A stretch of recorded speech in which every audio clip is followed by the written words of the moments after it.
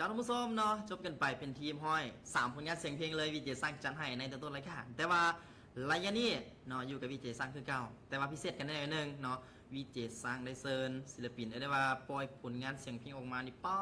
ยอดกดไลค์ยอดวิวถล่มทลาย 2-3 พันไลค์เนาะ2-3 ล้านเนาะอีซ่า2-3 พันล้านไลค์เอาเป็นว่าตอนนี้เพื่อนก็อยู่กับวิเจสังแล้วเนาะเฮามารู้จักกับเพิ่นเลย2คันด้วยกันเนาะสบายดี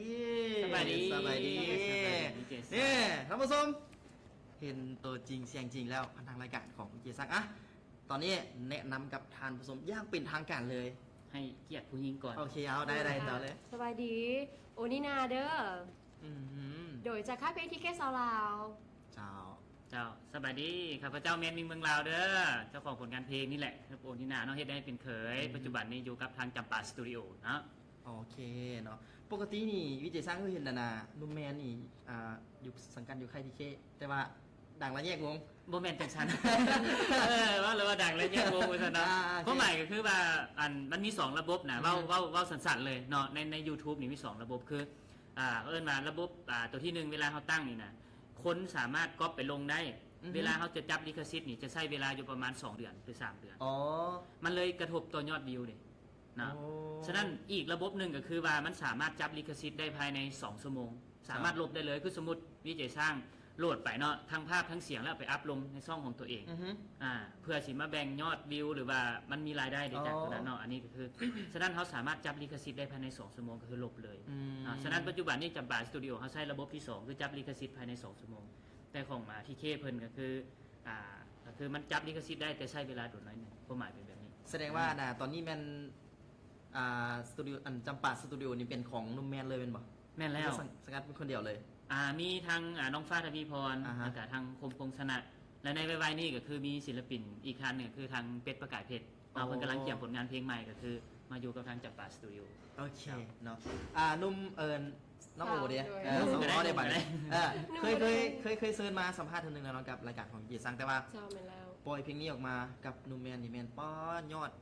คนที่ว่าแบบโฟโล่คนที่ตามนะหลากหลายเลยขอผลงานเสียงเพลงมาตลอดเปิดทุกมื้อเลยกับผลงานเพลงเฮ็ดได้ให้เป็นเคยแล้วไปรู้จักกับนุ่มแมนได้ยังไงก็คือเริ่มต้นจากว่าพวกเขาเป็นพวกเขาจะมีกลุ่มนึกว่าชิต้ามาเป็นแฟนกันจะนะ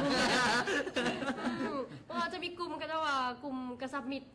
กลุ่มไอ้น้องเหมือนกลุ่มหักเพลงกันแหละกับมือหนึ่งไอแมนเพิ่นก็ได้มาเชิญชวนว่าโอนินามีเพลงนี้ได้มันก็เป็นเพลงที่ว่าตอบโจทย์สังคมดีกับบ่ฮู้เนาะว่าสิดังหรือว่าบ่ดังดอกแต่ว่าอยากค้องมาเพราะว่ามันเป็นเพลงค่อนข้างเสียดสีสังคมเนาะว่าตอบโจทย์วัยรุ่นก็เลยดูไอแมนมันน่าสนใจดีเนาะโอเคและผลงานเพลงนี้นี่นุ่มแมนเป็นคนแต่งเองเลยบอกสำหรับผลงานเพลงนี้นี่ทั้งผู้แต่งเนาะแมนทางอาจารย์บุญยูเนาะอาจารย์บุญยูลูกแม่ของแต่ว่าเขาเรียกว่าคอนเซปต์หรือไอเดียในการคิดเนี่ยคือเขาเป็นคนคิดแบบว่า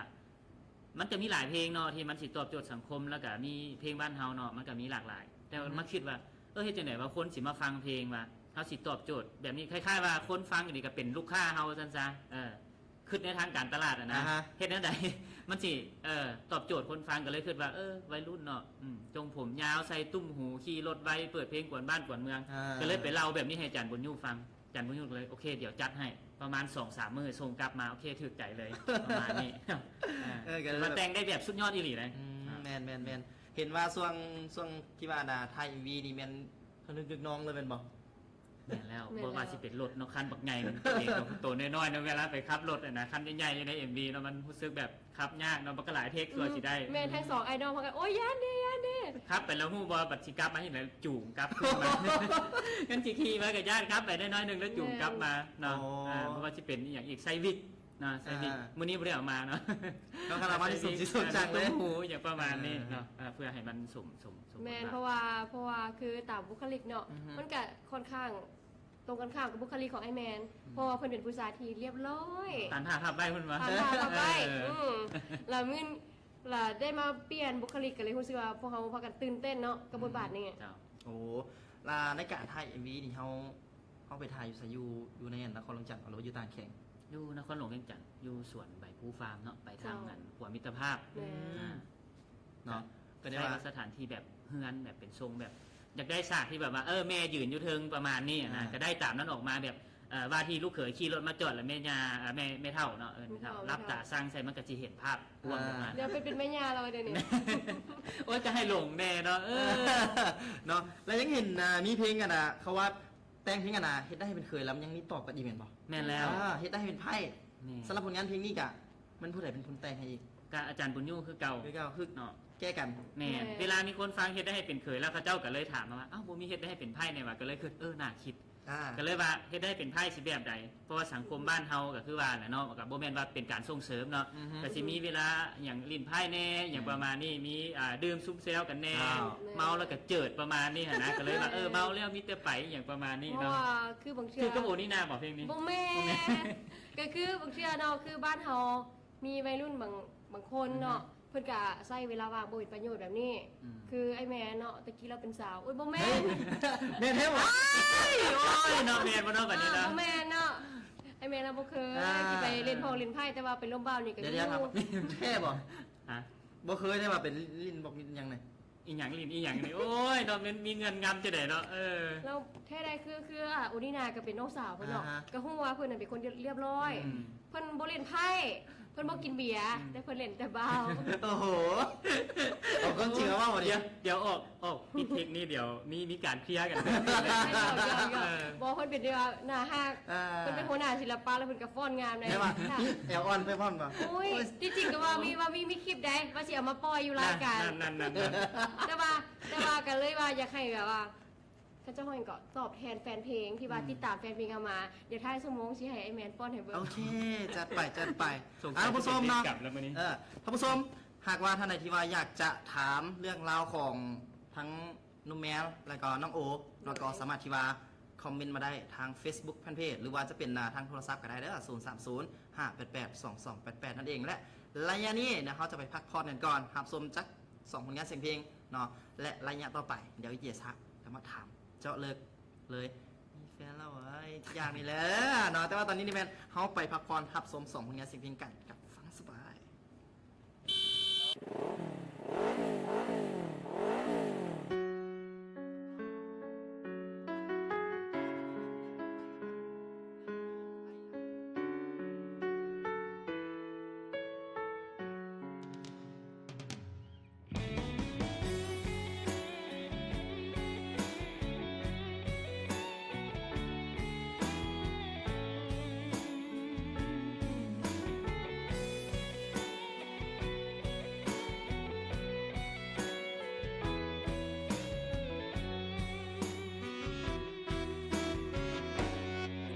แม่น้องบ่มักอายบ่อนใดคือบ่ให้เป็นเคยจักที เงินคำของอายก็มีพอแต่ละทีมีแต่รับตาสั่ง มีหลายแนวที่แม่บอกมากอาย ถ้าเว้าไปอายคงบ่อยากฟัง เว้าลดหนาบ่เป็นหยังดอกนางสิตั้งใจฟังและเปลี่ยนแปลงตัวเอง อีแม่บ่มักอายขี่รถไล่อีแม่บ่มักนิสัยนักเลงอีแม่บ่มักคนเว้าอวดเก่งแถมยังเปิดเพลงกวนบ้านกวนเมือง น้องเบาแบบนี้ยินดีเปลี่ยนทุกเรื่องสิเศร้าควรเมืองให้แม่น้องภูมิใจ ขอบใจแม่เจ้าที่เว้าให้เปลี่ยนนิสัยย้อนหักเจ้าหมดใจอายจึงยอมทุกอย่าง ต่างในหูกระปดออกทำแม่ตัดผมแน่ปล่อยให้ยาวเฮ็ดหยัง ขอบใจน้องที่เตือนอายอีกครั้ง ขอบใจนางที่สั่งให้เป็นคนดี ถ้าอายเปลี่ยนได้มือนี้น้องสิมีรางวัล อายสิเปลี่ยนอย่างกระทันหัน ถ้าอยากได้รางวัล สิเอาคนงามมาเป็นเมีย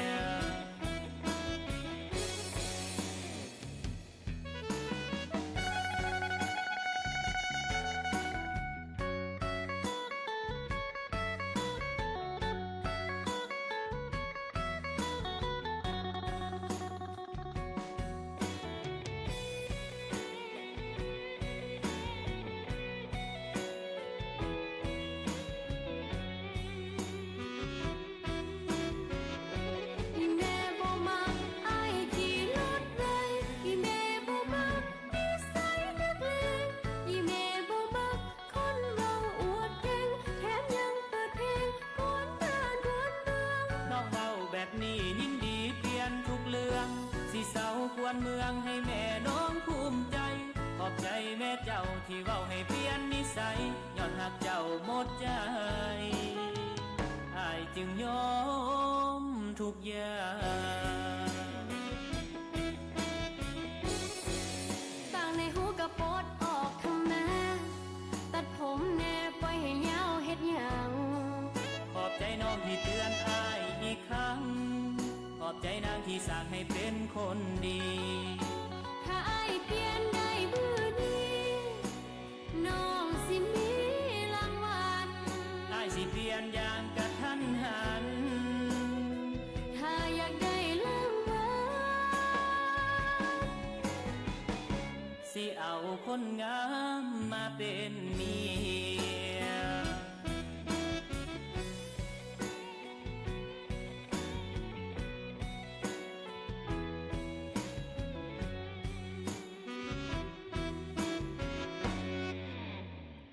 อีแม่บ่มักอ้ายที่ลดไว้อีแม่บ่มักนิสัยนักเลงอีแม่บ่มักคนเว้าอวดเก่งแถมยังเปิดเพลง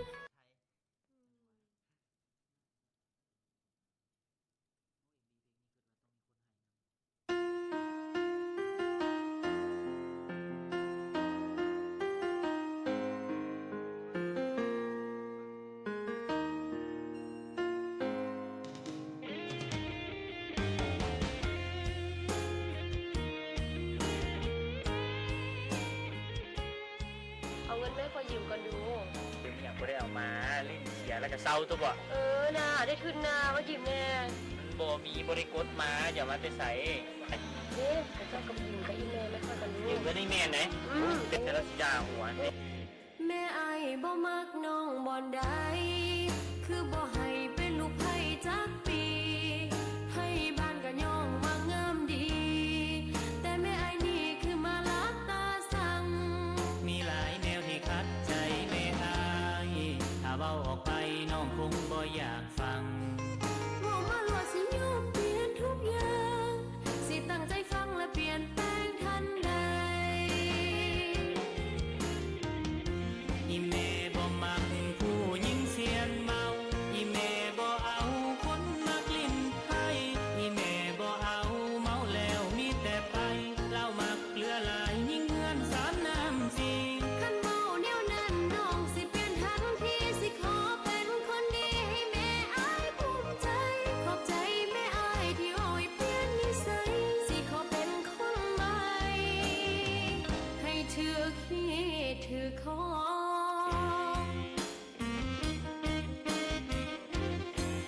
ตั้งบักใหญ่ไปปลดออกทำแม่ยอมผมแน่อย่าให้เป็นสีทอง ขอบใจอายที่ให้หัวใจผิดของแล้วสิมาขอน้องในเมื่อใด ไปยอมผมดำไว้แห่งฝ่าวอยากไปขอแต่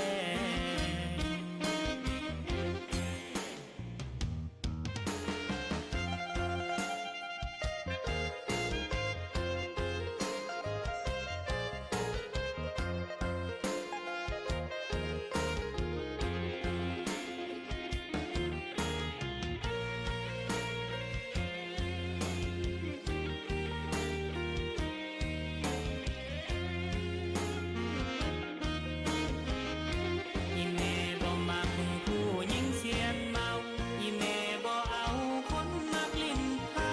อีแม่บ่เอาเมาแล้วมีแต่ไปเล่ามักเหลือหลายยิ่งเงินสามน้ำสี่ คันเมาแนวนั้นน้องสิเปลี่ยนทันทีสิขอเป็นคนดีให้แม่อายภูมิใจ ขอบใจแม่อายที่โอ้ยเปลี่ยนนิสัยสิขอเป็นคนใหม่ให้ถือขี้ถือคอ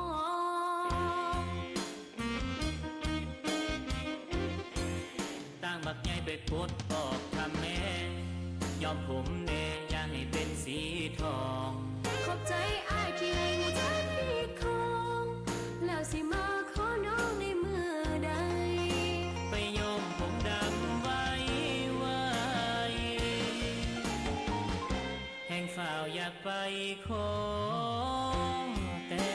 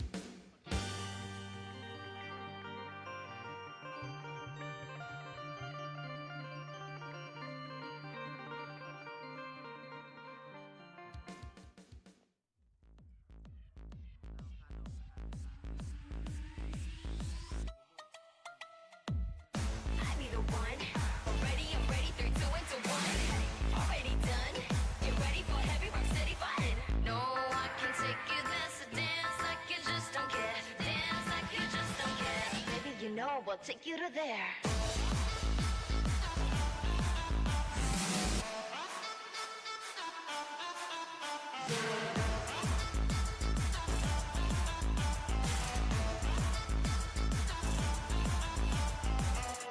We'll take you to there.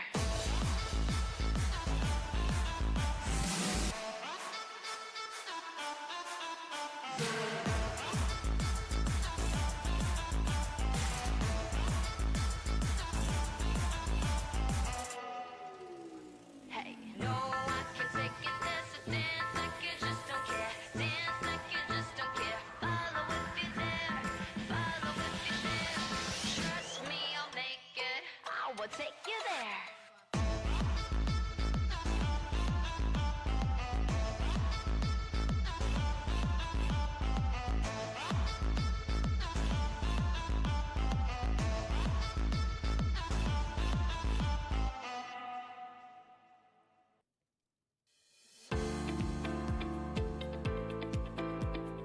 ห้องหมอศัลยกรรมตกแต่งกมลศูนย์รวมศัลยกรรมตกแต่งและแปลงเพศที่ได้มาตรฐานระดับโลก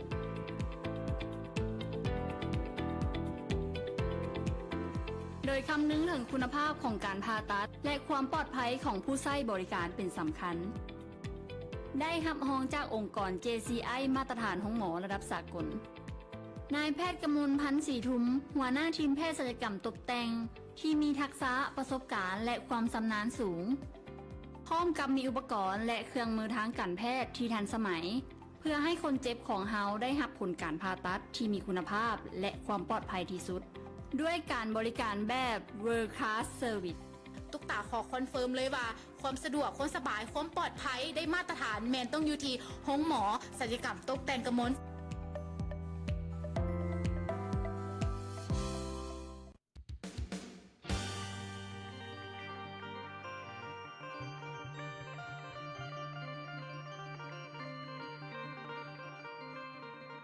เอาเนาะก็จบกันไป2ผลงานเสียงเพลงกันเลยเฮ็ดได้ให้เป็นเคย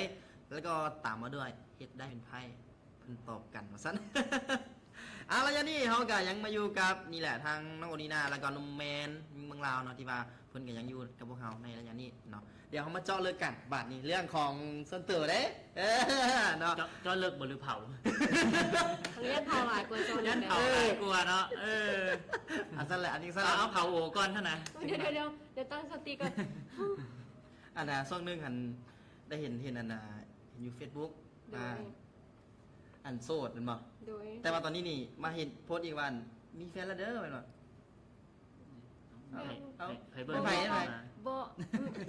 เอามาหยอก นี่ก็ยังโสดอยู่ และตอนนี้นี่โสดอยู่เป็นบ่ จากมื้อนั้นทอดมื้อนี้เพราะว่าคือปล่อยเพลงมาเฮ็ดได้ให้เป็นเขยเฮ็ดได้ให้เป็นไพ่ อือฮึ แต่โอนี่นาเฮ็ดบ่ได้จักอันโสดต่อไป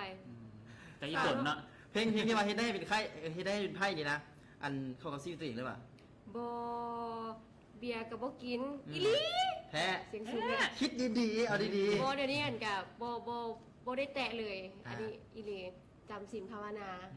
หวังว่ามื้อหนึงเขาต้องได้ครูบ้าโดย ๆแสดงว่าย ากกว่านั้นคุณ แสดงว่าตอนนี้ยังโสด เจ้ามาแล้วยังโสดแฟนก็บ่มีลูกคันลูกไอ้แมน แม่นว่ะ ไอ้แมนผู้ใดเบิ่งลูก ลูกอันแล้วผัวได้ไปใส่ ไอ้บ่ได้เตรียมมาได้คำจอยจะเผาหลายได้บ่ได้เตรียมมาได้ บ่แม่นที่จริงก็ถามเลยโทรถามไอ้แมน อืม ลูกอยู่เฮือนนะผู้ใดเบิ่งไอ้แมนว่าอุ้ยบ่ได้มีลูกนะแล้วผัวได้สั่นผัวไปเวียกว่าสั่นอีหลีว่ะ โอ้ยเนาะอันบอลจัด2คนรถเด้อเดี๋ยวสิครับกัน เดี๋ยวนี้ เฮ็ดโดยที่นาวมีแอลออนนี้มีแอลออนนี้ แม่จักหน่อยสิให้ป้อนให้เบิ่งแต่ว่า เออ บ่ได้เผาอ้ายใดแต่ว่า จืดซื่อๆ หามือกล้องซูมซูมข้างหน้าแม่ทั้งจืดทั้งแก้มแดงอีกใดบ่ได้เผาใดแท้ เสียงน้อยหันหลานหลาน ๆอันผัวดิ หนันเป็นยังไงผัวเอื้อยอยู่งั้นโอ้ยเนาะโสดหรือว่าโอ้ยดีว่าที่แท้เลยตรงๆแฟนละกัน แต่แท้เลยเนาะความจริงเลยนะอย่างนี้เนาะที่จริงความจริงคือเขาแม่งสองอย่าง อย่างนั้นนะครับ ว่าอย่าง เพราะที่จริงถามว่าแบบปัจจุบันนี่ก็เท่าหลายเลยได้เนาะเบิ่งจากหน้าตาอายุก็ได้เนาะกะมีล้มๆอยู่แต่ยังบ่ทันได้แบบว่ามาจากไหน เดี๋ยวลมนี่ผู้ชายหรือผู้หญิง ผู้หญิงโอ้ยเนาะเดี๋ยวแล้วล้มหนีผู้หญิงเนาะ ผู้หญิง จะคน เดี๋ยวตอบมาถึก เขาเอียงหรือ คือ เขา คือ ไม่ บ่ ได้ ถามกันก่อนเมื่อกี้นี่ก็น้องสิถามจังซี่เด้อก็ว่าไอ้อันนี้มาจูบกันจังซี่เนาะ คือเขาเป็นแบบเขาเป็นนักข้อที่จริงใจต่อแฟนรายการเนาะมีอย่างเขากันลมให้กันฟังเลยนี่แท้ จะตอบความจริงเหรอ ตอบความจริง 3 คนเราเล่นเนาะ จะได้น้องสิตอบเขาอีกถามน้องไหม มีจักคนปาโทแต่อีตนเขาเจ้าเนาะ บ่มี นะ เอออ่ะ ต่อเมื่อกี้ว่าย้อนไปน้ำส้ม การล้มๆอยู่แต่ว่าสิให้แบบน่าจะได้อันนี้คือแฟนเด้ออย่างประมาณนี้หั่นนะแบบเปิดโตเลยหันยังบ่มี อ๋อก็อีกบ่ดนเป็นบ่ แม่นละอีกบ่โดนเพราะว่าเขาเจ้าก็เบิ่งเฮาอยู่ว่าซั่นซะว่าเป็นตาให้ครบน้ำบ่ว่าซั่นซะ เท่านั้นเนาะ เขาก็ถามเรื่องข้อตูนไปแล้วเนาะทั้งสองคนเพิ่นกะได้ว่าไปแหละน้ำส้มว่าเป็นแบบใดเนาะ ครับ แล้วเมื่อนี้เขามาเจาะลึกเรื่องของผลงานเสียงเพลงกันอีกตื่มเนาะเห็นมีคนถามขอเขามาพันทางรายการของวิจิตรสร้างนี่แหละกับผลงานเพลงเลือกไผ่ใจกระเจ็บ ในตอนนี้นี่แมนหลายคนได้ขอเขามาและในตอนนี้นี่แมนมีวีแล้วบอก สำหรับผลงานเพลงนี้เนาะเขาปล่อยเป็นออดิโอไปวันที่8 เดือน 3ที่8 เดือน 3เป็นวันแม่ยิงพอดีมาฮอดปัจจุบันนี้ก็2 เดือนกว่าเนาะก็ขอโปรโมทหน่อยหนึงเนาะ โอเคได้จัดไปเลย ยอดวิวก็2,500,000กว่าเนาะ โอ้ แล้วก็ปิดกล้องไปเมื่อก่อนนี่สำหรับการถ่าย MV เนาะเป็นการห้องโดยทั้งศิลปินโคมคงสนะ แล้วก็ทางแมนมิงเมืองลาวเอง แล้วก็ทางน้องฟ้าทวีพรเป็นศิลปินใหม่ศิลปินหญิงเนาะสำหรับผลงานเพลงนี้นี่ถือว่าเป็นฮักสามเศร้าเนาะแฟนเก่าที่เลิกไปกลับมาขอคืนดีบังเอิญว่านางเอกทันไปมีคนใหม่แล้วก็คือทางแมนมิงเมืองลาวเป็นแฟนใหม่ประสันซะทางคงสนะเพิ่นเป็นแฟนเก่า อ๋อ ก็เลยเกิดฮักสามเศร้าปิดกล้องกันไปมือ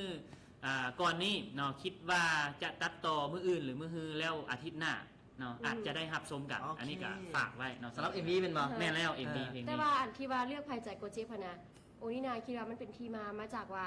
ผู้หญิงคนหนึ่งเนาะและหักผู้ชายทั้งสองคน แต่ว่าผู้ชายทั้งสองคนน่ะมากกันเอง มากัน โอ้ แต่ก็เลยว่า โอ้ย เรื่องคุณนี่กับเจ็บเรื่องคุณนี่กับเจ็บกันเลยล่ะเพราะว่าได้ยินเพิ่นสปอยหน่อยๆว่า สุดท้ายนางเอกตายยันมาแบบว่าข้าเป็นแท็กซี่ตายดีกว่าเข้าใจได้ ให้กับเจ้ามาล้มกันอีก แม่เข้าใจนะ โพบอกอันนี้นี่นะ พ่อแท้ได้เป็นคือนางเอกดังคือนางเอก MV นี่นะค่อยมากหลายเพราะว่าเราเป็นความฮักที่เสียสละให้ผู้ชายทั้งสองเขาฮักกัน อาจารย์สั้นบอกสิบเว้าอย่างจะควมศาสนาคอยเพิ่น โอเคพาไปก่อนอันเผากันยี่พาไปก่อนอันนุ่มแม่แล้วก็น้องโอเนาะอันหลังจากที่ว่าเขาปล่อยผลงานเสียงเพลงมานี่เขาเคยขึ้นคอนเสิร์ตใหญ่ๆบ่คือแบบเพิ่นได้เซิร์นศิลปินท่านนี้ไปขึ้นคอนเสิร์ตแบบใหญ่ๆนะเคยบอก สำหรับงานคอนเสิร์ตเนาะเขามีไปอยู่ปักลายเนาะเป็นงาน ปักไล่แข่งซะเนี่ย นั่นแหละปุ่นพีตาโขนเนาะ โอ้ ไปงานปักลายก็ได้ไปเนาะแล้วก็มีงานแบบเป็นอาจจะเป็นเอิ้นว่าจะได้ งานบุญประเพณีแล้วก็เป็นงานช่วง ปีใหม่ ปีใหม่แม่น งานช่วงปีใหม่เนาะที่จริงแล้วอันนี้คือความจริงก็คือทางข้าพเจ้าทางแมนมิงเมืองลาวเองก็เฮ็ดเรียกประจำแล้วบางเทื่อเวลาเขาเจ้าติดต่องานเข้ามาแล้วมันบ่ตรงนะเนาะมันบ่ตรงเขาก็เลยได้แบบมันบ่ได้ครับบ่ได้เขาเรียกประจำเขาอาศัยว่าเสาร์อาทิตย์หรือว่าช่วงที่เขาพักมันจึงได้นะ แม่นเพราะว่า บางคนก็เพิ่นมีถามอยู่ได้ว่าเป็นอย่างคือผู้เคยเห็นออกงานเพราะว่ามันเวลามันบ่ตรงเขาก็เลยว่า เขามีเวียกแล้ว แม่ คันว่าเล่าเรื่องเวียกเลยโปรโมทเลยอันฮิตเวียกอยู่แสกทั้งสองท่านเลย คือปัจจุบันนี้ ข้าพเจ้าเนาะแม่นมีเมืองลาวแม่นอยู่กับทางโครงการเขื่อนไฟฟ้าเซเปียนเซน้ำน้อยที่อยู่อัตตปือเนาะก็ได้เที่ยวไปเที่ยวมากับอัตตปืออันนี้ก็เฮ็ดให้แบบว่าเฮาบ่ค่อยสะดวกในการรับงานเนาะปัจจุบันนี้ก็เฮ็ดเวียกอยู่ในสายของฝ่ายบริหารบุคลากรเนาะ เดี๋ยว นั่งโอดิ ก็ตอนนี้กะวันนี้นากะเฮ็ดเวียกอยู่นำที่เคนำแล้วก็เฮ็ดเวียกอยู่กับร้านอาหารดีแลกจะเจอกันได้เด้อ โอ้สำหรับใครที่ว่าอยากเจอตัวจริงเพื่อนเนาะก็ไปได้หาอาหารดีแลกคันว่าใครที่ว่าอยากไปเจอนุ่มเมนเมึงลาวพุ่นตะปื้อ เพราะว่าเดี๋ยวเพิ่นก็สิมา เที่ยวไปเที่ยวมาเนาะอยู่นี่ แมนเพราะว่าถามว่าเรื่องการทำงานถามว่าเป็นก็เป็นอุปสรรคสำหรับสองเขาเนาะเพราะว่ามันเป็นเพลงคู่แหละถ้าว่าคือแฟนเพลงก็อยากเจอพวกทั้งสอง แบบเขาอยู่คนละบอลเนาะบางครั้ง แม่น บางครั้งนุ่มแมนก็อยู่ทางภาคใต้อยู่ก็ตะปือเนาะบางเทื่อนุ่มน้องโอนี่นะ สิบ่ได้เปลี่ยนเพศบ่กับเพิ่นนี่ น้องโอนี่ก็อยู่แยงนี่ซะแบบมันแปลกไปมาสู้กันยากเนาะ แม่ ก็แล้วแต่งกันไข่เนาะสมมุติไลน์ TikTok มากุ้มคาปียนต์แล้วกับมาเลยแหละจากปักเซเนาะมาเลย วิจัยสร้างได้เป็นสังเกตเนาะกับเพจของอันนุ่มแมนเนาะคือแบบจะมีการ cover เพลง แม่นปัจจุบันนี้ ออดิชั่น แม่น มีก็เรียกว่ามีการประกวดเนาะประกวดเพลงเฮ็ดได้ให้เป็นเคยประกวดเฮ็ดได้ให้เป็นเคยสิปิดวันที่26นี่แล้วก็สิตัดสินกันท้ายเดือน5นี่เนาะฉะนั้นสำหรับผลงานเพลงนี้เนาะผู้ใดที่ว่ามักก็สามารถ cover ได้แล้วก็ส่งคลิปมาทางเพจจำปาสตูดิโอหรือว่าเพจของแมนมิงเมืองลาว เขามีรางวัลให้บ่ รางวัลที่1นี่มีแน่นอนเนาะ2,500,000 กีบแล้วก็รางวัลที่2เป็น1,500,000 กีบแล้วก็รางวัลที่3เป็น1 ล้านกีบแล้วก็รางวัลที่มียอดไลค์ยอดแชร์หลายที่สุดเป็น500,000 กีบเนาะ หากว่าผู้ได้อันดับหนึ่งเขาจะแต่งเพลงให้บ่ แม่นแล้วสำหรับผู้ที่ว่าได้อันดับหนึ่งอยู่ในการประกวด cover ตัวนี้ก็คือเข้าสังกัดในค่ายเพลงของจำปาสตูดิโอเนาะร่วมกับหนุ่มแมนมิงเมืองลาวน้องฟ้าทวีพรคมคงสนะและก็ทางเป็ดประกายเพชร โอเคเนาะท่านผู้ชมท่านใดที่ว่าเบิ่งรายการของวิจัยสร้างอยู่ในตอนนี้เนาะก็คือหนุ่มแมนเพิ่นได้เว้าไปนั่นแหละหากว่าใครที่ว่าอยากจะ cover ผลงานเพลงเฮ็ดได้เป็นเคยแม่นบ่ เจ้า ก็สามารถที่ว่า cover ใครที่ว่าเสียงดีเนาะเสียงแบบจังซี่นะ ก็สามารถที่ว่าส่งหาเพิ่นได้นี่ทาง Facebook เพิ่นก็จะบอกไปแหละมีเงินรางวัลให้พร้อมและที่สำคัญเลย มีโอกาสได้ฟิชเชอร์ลิงกับเจ้าของเสียงเพลงนี้นำเนาะอ่ะและในท้ายของรายการวันนี้อยากให้น้องโอและก็น้องแมนเนาะฝากผลงานเลยว่าเขาจะมีผลงานต่อไปเพื่อปล่อยออกมาให้กับมีนักแฟนรายการที่ว่าติดตามรับชมเป็นแฟนเพลงของคนลาวนี่เป็นได้ว่าปล่อยออกมากระแสตอบรับสุดยอดเลย โดย ฝากเลย คือ ฝากเลย สำห ติ รั ด บ ตามได้ยังไง โอนินากับไวนี่ก็จะเจอกับเพลงคู่อีกคือกัน คู่กับผู้ใดบ้านี่คู่กับแม่นี่ก็ว่า โบเป็นคู่กับโซน่าแจ็คเก็ตซึ่งเป็นค่ายลาวลานสร้าง อันนี้ก็เป็นโปรเจกต์หนึ่งของค่ายเช่นเดียวกันเนาะเป็นเพลงโบแมนโบฮู้แล้วกันยังมีอีกหนึ่งค่ายก็คือ BN เนาะกับโอนินาของครูไว้นี่เช่นเดียวกันกับเพลงครูบาวคีเบีย ครูบาวขี้ ครู เบีย บาว ร์ คีเบีย โอ้ แม่ ได้เบาใช่หรือว่าเบาใส่อันวิจัยสร้างเนาะ แล้วก็สามารถติดตามโอนินาได้ทางช่องทางของ Facebook เนาะก็คือโอนินาโอโอเป็นภาษาลาวนี่โอมีไม่ตีน้ำเด้อโอนินาโอโอเนาะแล้วก็ทางเพจชิเก้ซาวลาวเพจจำปาสตูดิโอนำด้วย โอเคหนุ่มแมนเลย กาขอฝากเนาะผลงานเพลงเนาะบอกว่าที่เป็นเฮ็ดได้เป็นเคยเฮ็ดได้เป็นไพ่รวมไปถึงผลงานเพลงขอดาวค่าดองเนาะแล้วก็ในไวๆนี่คิดว่าอาทิตย์หน้านี่เลือกไผ่ใจกระเจ็บเนาะได้เบิ่งกันแน่นอนสำหรับ MB นะแล้วก็ผลงานเพลงใหม่ล่าสุดกันเลยที่ว่าปล่อยเป็นออดิโอผ่านทาง YouTube ก็คือผ่านไผ่มาร์กนะครับได้ที่ห้องครูกับทางศิลปินคมพงษณะเนาะสำหรับผลงานเพลงนี้เป็นผลงานเพลงที่ให้กำลังใจผู้หญิงเนาะก็ขอฝากติดตามบ่ว่าที่เป็นทั้งเพจจำปาสตูดิโอแล้วก็ทางFacebook ส่วนตัวเนาะแมนมิงเมืองลาวเนาะก็ขอฝากกันแน่ เจ้าเนาะและเพื่อนกะนี่แหละท่านผู้ชมหากว่าใครที่ว่าอยากจะติดตามอยากจะ follow อย่างเพื่อนกะเข้าไปติดตามได้ผ่านทาง Facebook คือเพื่อนเว่าไปนั่นแหละและมาฮอนนี่กะได้ว่าเป็นเวลาที่ว่าอันสมมาภาควรเนาะกะก่อนอื่นหมดกะต้องขอขอบใจกับศิลปินทั้งสองท่านเนาะที่มาให้เกียรติให้เวลาสละอันเวลามีคุณค่าของเพื่อนมาสัมภาษณ์ในรายการของวิจัยสร้างและอะไรอย่างนี้ ชิไปเอาจัดกอกก่อนมา และระยะนี้เนาะเป็นระยะสุดท้ายกันแล้วเนาะเดี๋ยวเยสร้างจะอำลาพระจากมินักเฟรกันไปเลย แล้วก็2ผลงานเสียงเพลงเนาะที่ว่าจะปิดท้ายให้ผลงานเพลงขอดาวค่าดองเจ้าผลงานเพลงนี้กะสุดยอดเลยกินใจเนาะแต่ว่าก่อนจากการนี้ต้องขอบใจกับผู้ใหญ่ใจดีกันก่อนที่มาให้การอุปถัมภ์รายการของเรามาดีโดยตลอดเลยขอบใจกับห้านคำซีดาลาดสวงเดอร์ขอบใจกับบริษัทโคลาวขอบใจกับพงหมอกมลและขอบใจกับดอกไฟคูเบอร์นั่นเองที่สำคัญเลยขอบใจกับมีนักแฟนรายการทุกท่านที่มาให้เกียรติติดตามรับชมรายการของวิจัยสร้างมาแต่ต้นกันเลยเนาะและจากลากันด้วย2ผลงานเสียงเพลงสำหรับวันนี้แมนลาท่านผู้ชมไปก่อนพบกันใหม่ในมื้ออื่นเนาะสำหรับวันนี้สบายดี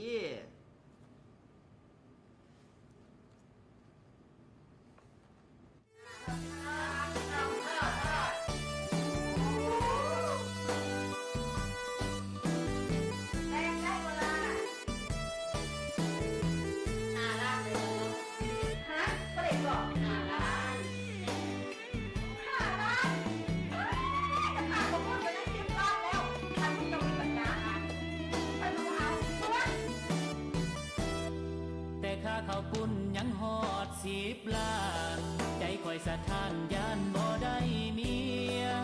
ยังบ่รวมค่าเหล้าค่าเบียร์สิได้เมียน้ำเพิ่นอยู่บ่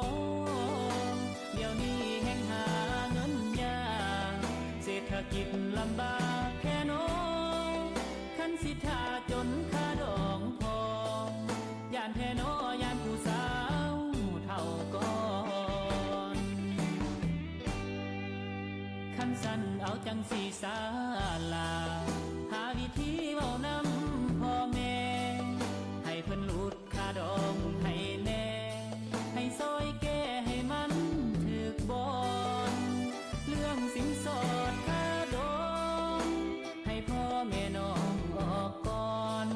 แต่งแล้วเอาเงินเดือนผ่อนเขาจึงได้นอนสอนบอนน้ำกัน เขาหัวเพิ่นให้เสียหมูเขาประตูเพิ่นให้เสียควานแต่อายคนบ่รวยเงินซื้อคุยก็ยังบ่ทันผ่อนเมียคือผ่อนรถคงบ่ผิดกฎสวรรค์ยามทุกข์ให้เห็นใจกันยามรวยนั้นเจ้าสิเอาสำได้ บ่อยากให้ของตกแปลนบ่อยากให้แฟนเป็นของคนอื่น จึงวอนพ่อแม่ควันยืน อย่าขึ้นค่าดองแพงหลายเอาสินสอด3 บวกคุยน้องลูกบอกก่อนว่าหาบ่ได้แม่เฒ่าเอ้ยขอความเห็นใจลดค่าดองให้ลูกแด่นา